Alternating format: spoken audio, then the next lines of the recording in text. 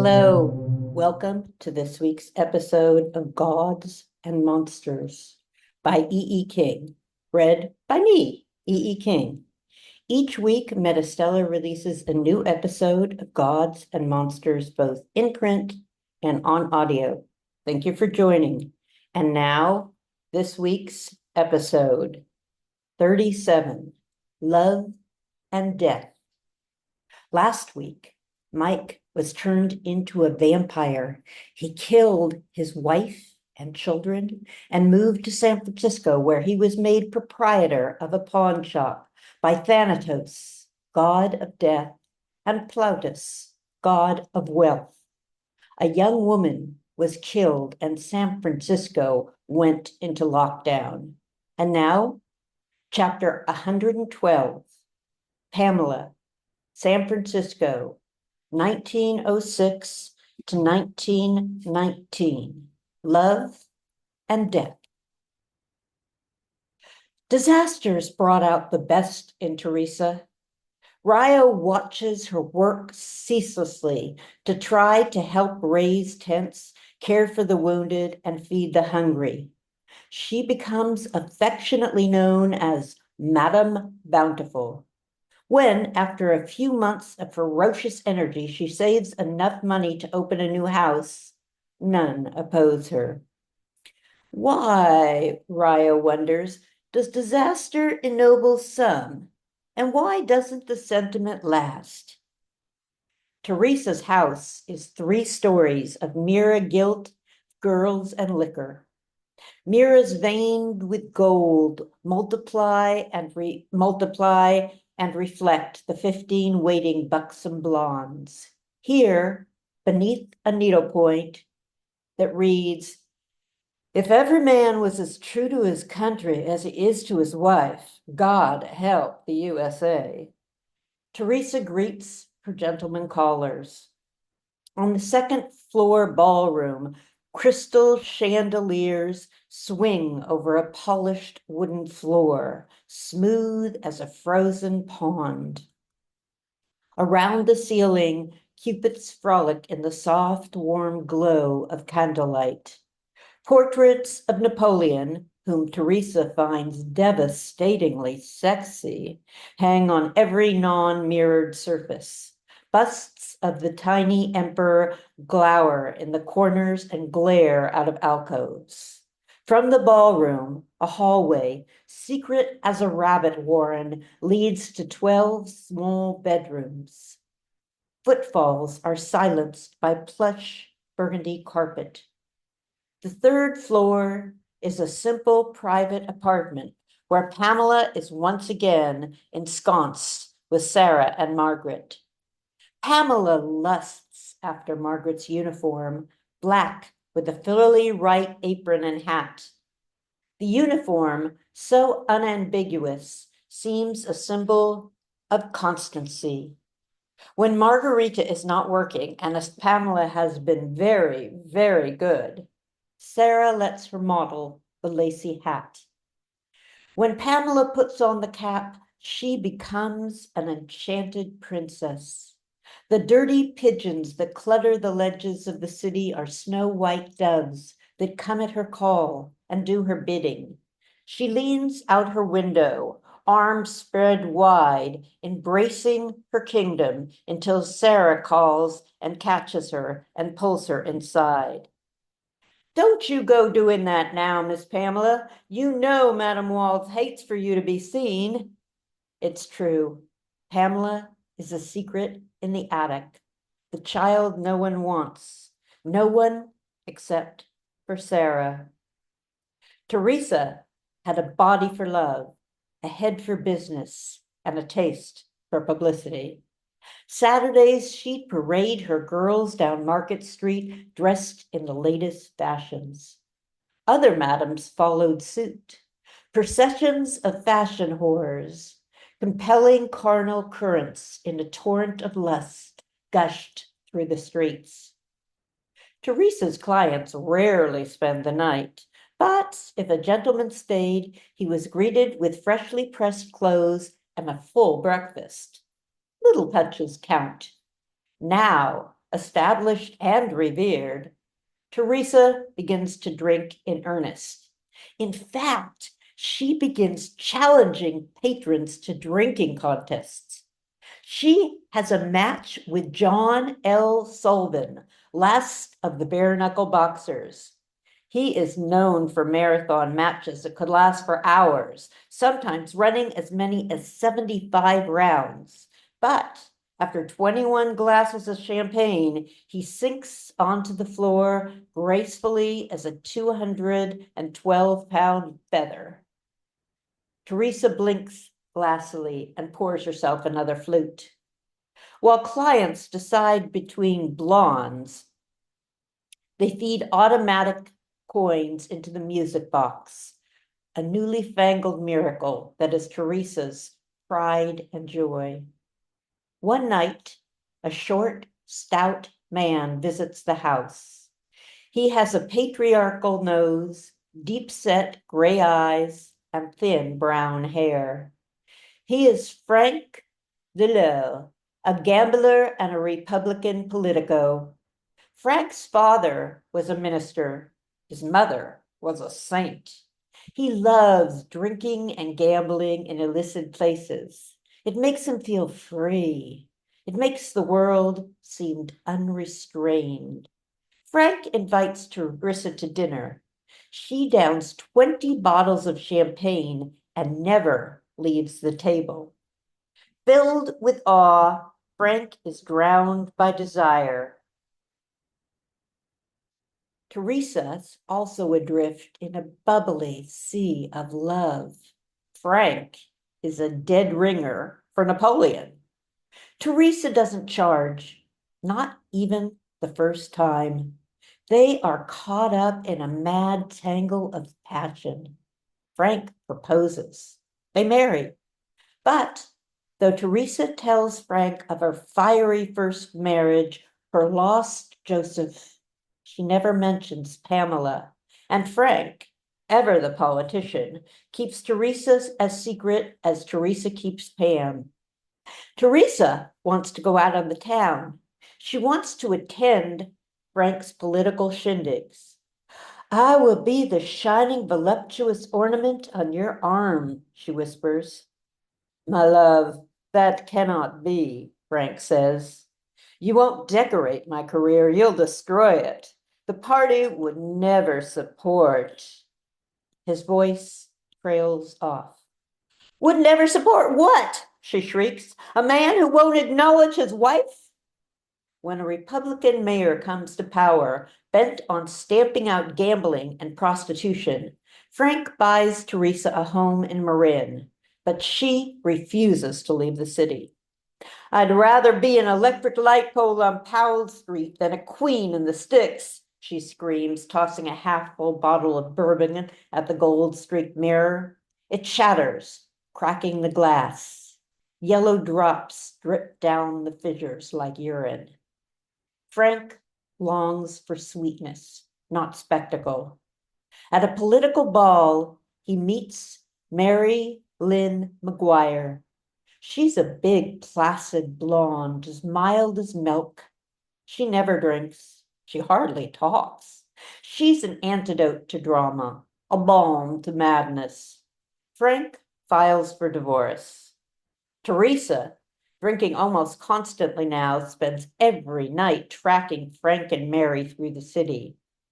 She progresses from champagne to gin. She buys a small pearl-handled revolver. When Teresa gets home, she tumbles into bed, passing into dreams, falling into nightmares. Frank is in bed. With him, beneath him, Mary Lynn twists and groans. When she turns her head, Teresa sees Pamela's child face on Mary's overripe body. Her hatred for the child grows. She locks the door to the third-floor apartments, forbidding Pamela to exit. Margarita and Sarah become Pamela's sole connection to the outside world. Sometimes, when she is sure that Teresa is asleep or drunk, Sarah sneaks Pamela into the glass-smooth ballroom.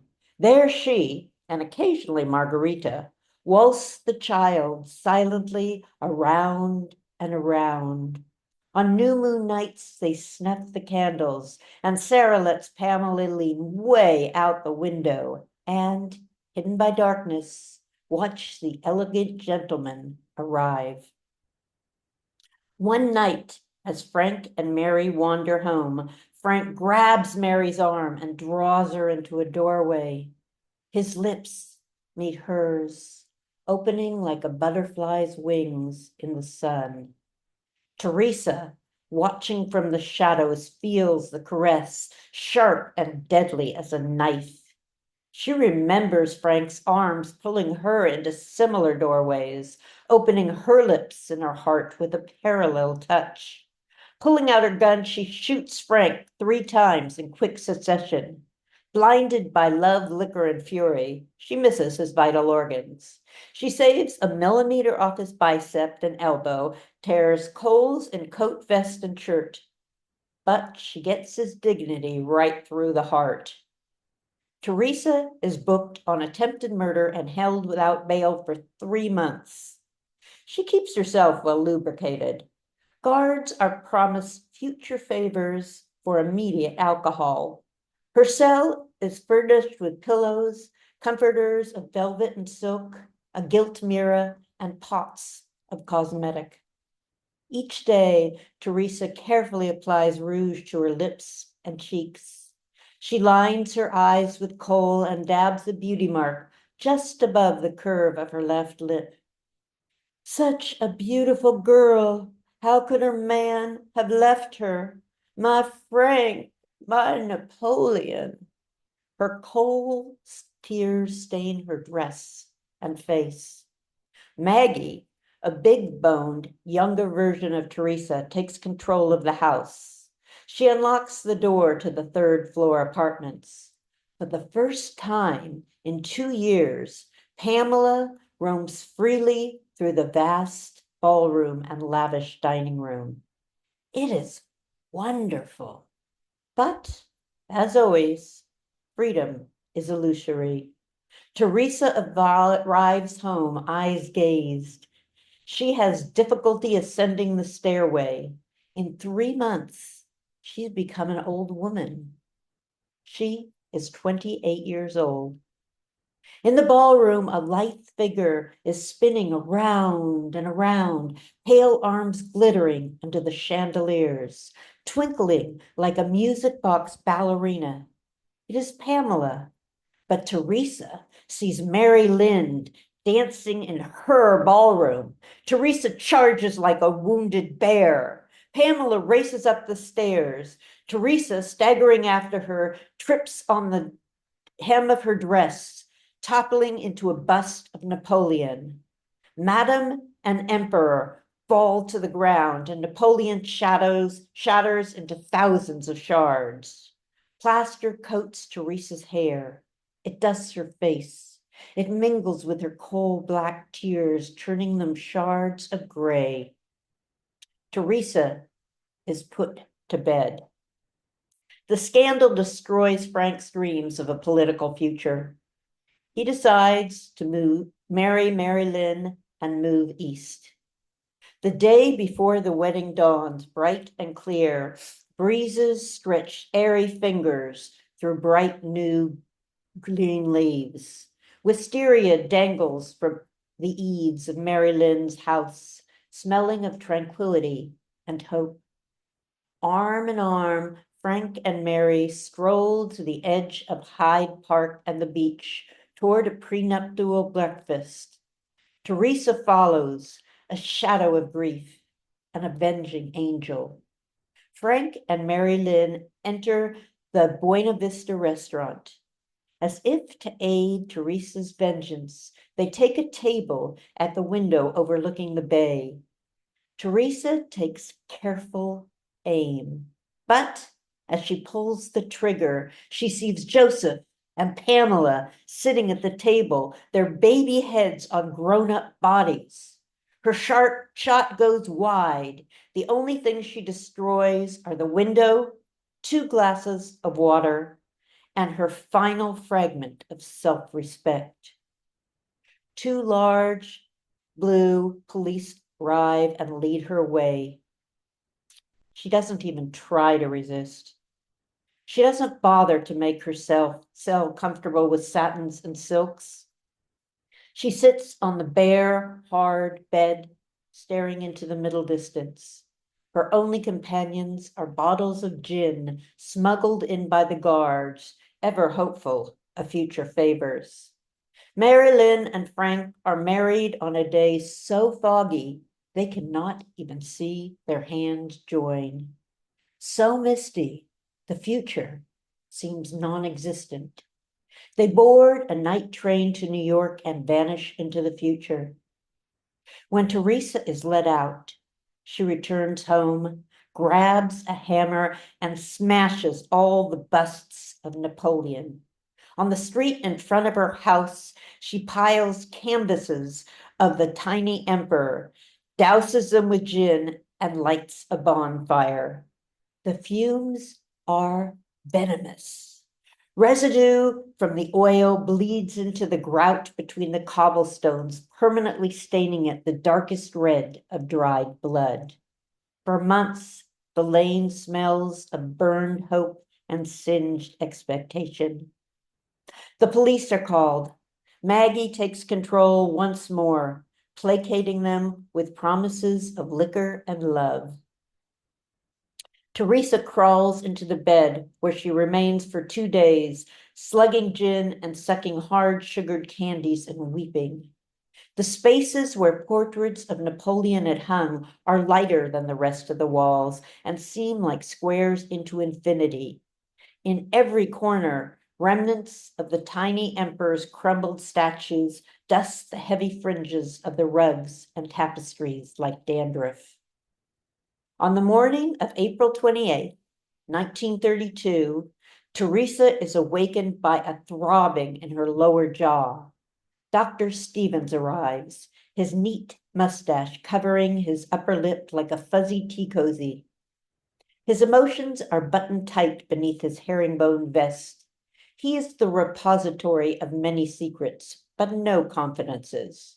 Respected by many, loved by none. From the doorway of Teresa's boudoir, stronger and more pervasive than the eau de cologne with which Teresa douses her pillows, dresses, and person, wafts the sweet smell of rot.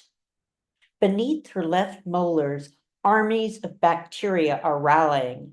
Despite himself, the doctor's mustache twitches. He has only smelled an odor this powerful once before. It had been long ago when he was just a boy. He and a friend whose name has long since faded into the sands of his memory were exploring the rocky beaches of Marin. They had stumbled across a dead seal. Upon a dare, he poked it with a stick, puncturing the flesh. The recollection rises, viscous and real as pain, enduring as death, permanent as loss. The remains of crustless butter and cucumber sandwiches and Earl Grey tea flow from beneath the good doctor's mustache onto the red carpet like a rising sea. Fragments of Napoleon's dust edges the vomit like sea foam. Dr. Stevens is ushered into a toilet and offered linens. He emerges red-faced and shaking, covering his nose with a handkerchief soaked in eau de menthe. Even so, he can barely enter Teresa's bedroom. His inspection is cursory, but he doesn't need any knowledge to pinpoint the putrefaction, nor much training to extract the tooth. Its roots had decayed long ago. Once the thin porcelain veneer is removed, the bacteria explodes out of the cavity like a sulfurous geyser. Dr. Stevens staggers, gagging from the room. He presses a roll of gauze and a flask of oil of clove into Margarita's hand. Press this on her gums twice a day, he mutters. Ought to be fine in no time. Be back tomorrow. He lurches downstairs, clutching his kerchief to his nose, and never returns. Nonna sighs as she finishes the cloth. As Asia cuts the thread, they unravel, dye leaking out of the frayed ends, staining the floor red. Teresa died later that day, just before her 25th birthday. Her casket was closed.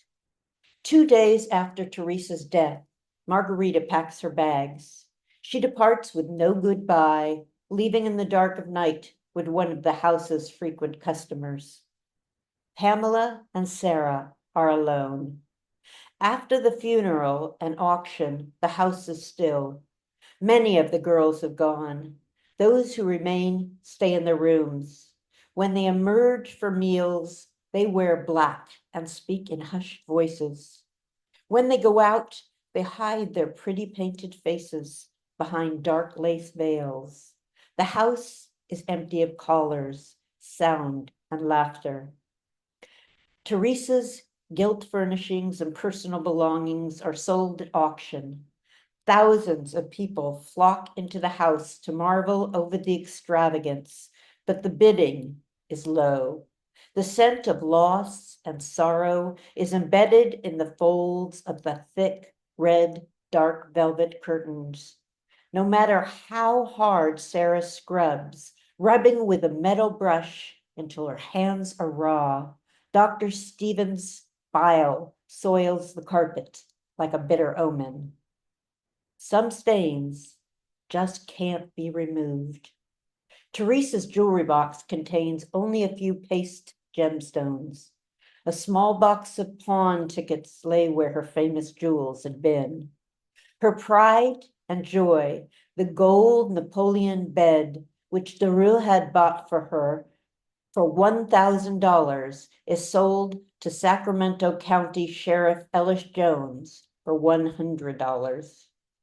Pamela wanders downstairs to the bedroom, now bare of furniture, where Teresa died. She holds her breath, fearing and hoping to sense her mother's ghost, to see her shadow or hear her voice. She wants to feel the tickle of an intangible kiss. She longs for the spectral love she never possessed, but the chamber is empty, haunted as only a completely vacant room can be, wiped clean of memory, love, and heartache. Teresa is gone. Maggie buys the house for less than the cost of its contents. Teresa had become careless in her last years. Her friends and admirers are long gone. Maggie knows how to flash a fetching smile and more at lawyers and bankers who control Pamela's papers and property. Sarah and Pamela are given $80. They move to a small apartment in the Mission District. For 2 years, they eke out a living, taking in laundry and sewing.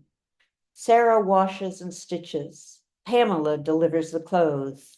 It is a quiet, dull life, but to Pamela, it seems like heaven. She exults in her liberty.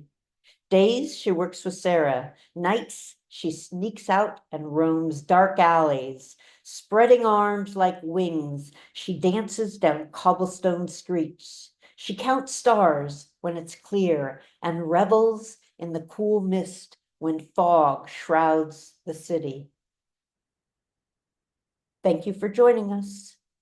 Join us next week when the loom never stops. Usually, the pattern it is weaving when the sun goes down is still weaving when the sun rises. But sometimes it changes in the night. A baptismal gown stretches into a ghostly hood. A wedding dress becomes a shroud. Mourning metamorphosizes into mourning. The fabric of the universe is unknown, even to the weavers. Thank you again for joining us. See you next week.